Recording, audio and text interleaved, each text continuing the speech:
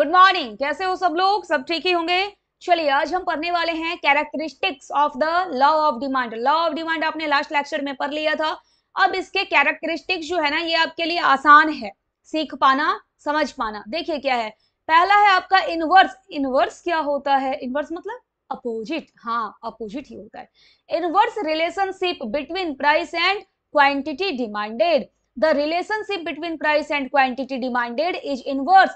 यानी कि एक बढ़ेगा, एक का मतलब प्राइस अगर बढ़ेगा तो क्वांटिटी डिमांडेड घट जाएगा, और अगर प्राइस घटेगा तो क्वांटिटी डिमांडेड बढ़ जाएगा। जो रिलेशन होता है प्राइस और क्वांटिटी डिमांडेड के बीच में, वो अपोजिट होता है, इनवर्स होता है। That is if the price rises, price अगर राइज होता है, डिमांड फॉल्स, डिमांड गिर जाएगा। And if the price falls, price अगर गिरता है तो डिमांड गजब, डिमांड आपका बढ़ जाएगा। नेक्स्ट है price N independent variable and demand is dependent. अब इसका मतलब क्या हुआ, ये हम पढ़ क्या रहे हैं, कैरेक्टरिस्टिक्स किसका, लॉ ऑफ डिमांड का। देखिए इसमें जो है प्राइस को इंडिपेंडेंट वेरिएबल माना जाता है और डिमांड को डिपेंडेंट। एक बात बताइए, जो आपका डिमांड है वो डिपेंड करता है या फिर प्राइस डिपेंड करता है? डिमांड डिपेंड करेगा किसके ऊपर? प्राइस के ऊपर। अगर प्राइस में कोई भी परिवर्तन होता है, प्राइस का घटना या बढ़ना, उस हिसाब से जो कंज्यूमर हैं वो अपने डिमांड को क्या करते हैं, चेंज करते हैं। प्राइस बढ़ेगा तो अपने डिमांड को घटाएंगे। यानी कि डिमांड जो है वो क्या है, वो निर्भर है। किसके ऊपर निर्भर है? प्राइस के ऊपर निर्भर है। इसलिए हम बोलते हैं ना कि डिमांड जो है वो डिपेंडेंट है, डिमांड निर्भर करता है किसके ऊपर, प्राइस के ऊपर। और प्राइस जो है वो क्या है, इंडिपेंडेंट वेरिएबल है। ठीक। In the law of demand price is registered as an independent variable. Independent variable कौन हो गया?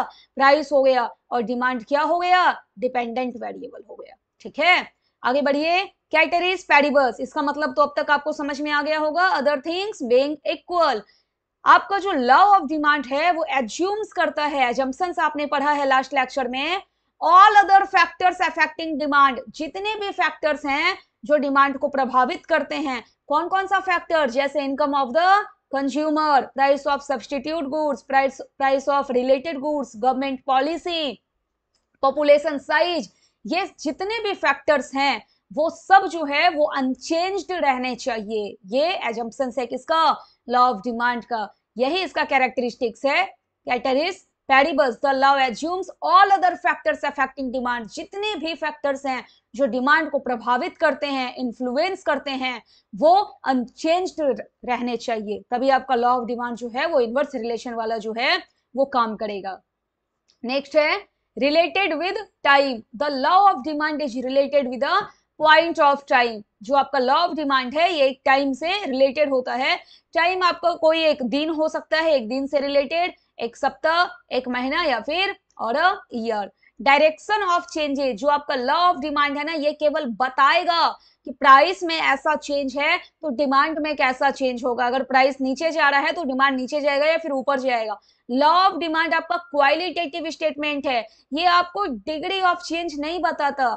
लॉ ऑफ डिमांड से आपको ये पता नहीं चलता कि प्राइस में कितने परसेंट से चेंज हो रहा है, तो डिमांड उसकी वजह से कितने प्रतिशत से, कितने परसेंट से प्रभावित हो रहा है। ये जो है डिग्री ऑफ चेंज, वो बताता है आपका elasticity of demand.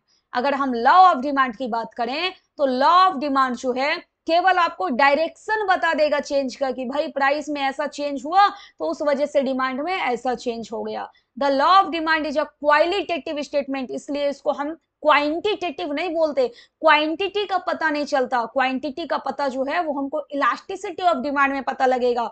How much demand will change, अगर प्राइस में इतना चेंज है तो डिमांड में हाउ मच चेंज होगा, डिमांड में कितना चेंज होगा, वो हम पढ़ते हैं इलास्टिसिटी ऑफ डिमांड में।